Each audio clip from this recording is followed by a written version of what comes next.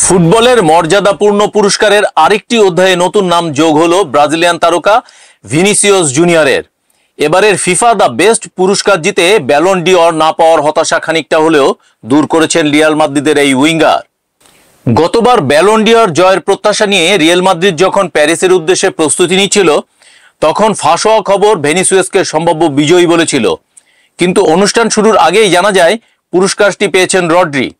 সেই হতাশার স্মৃতি নিয়ে এবারের ফিফা দ্য বেস্টে দোহার এম্পায়ার একাডেমিতে রিয়ালের পুরো বহর উপস্থিত হওয়ার জল্পনার সৃষ্টি হয়। অবশেষে সব জল্পনার অবসান ঘটিয়ে ভিনিসিয়াসের মাথায় উঠেছে ফিফা দ্য বেস্টের মুকুট। এই পুরস্কার জিতে 2007 সালে কাকার পর প্রথম ব্রাজিলিয়ান হিসাবে এই সম্মান পেলেন তিনি। 2023-24 মৌসুমে ভিনিসিয়াস ছিলেন রিয়াল মাদ্রিদের অন্যতম সেরা খেলোয়াড়। তিনি চ্যাম্পিয়ন্স লিগ এবং লা লিগায় অসাধারণ পারফর্ম করেন। 39 ম্যাচে 24 গোল এবং 11টি অ্যাসিস্ট করে তিনি দলের সাফল্যে বড় ভূমিকা রাখেন।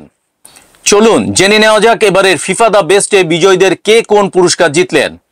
বর্ষসেরা পুরুষ খেলোয়াড় ভিনিসিয়াস জুনিয়র। বর্ষসেরা নারী খেলোয়াড় আইতানা বোনমাতি। বর্ষসেরা পুরুষ কোচ কার্লো আনচেলোত্তি।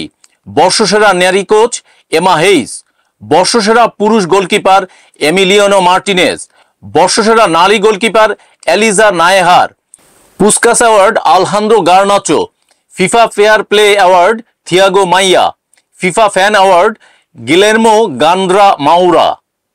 1991 সালে ফিফা দ্য বেস্ট পুরস্কার চালু হওয়ার পর থেকে ভিনিসিয়াস ষষ্ঠ ব্রাজিলিয়ান হিসাবে এই সম্মান পেলেন। রোমারিও, রোনালদো, রিভালদো, রোনালদিনো এবং কাকার মতো কিংবদন্তিদের সঙ্গে তার নাম যুক্ত হলো।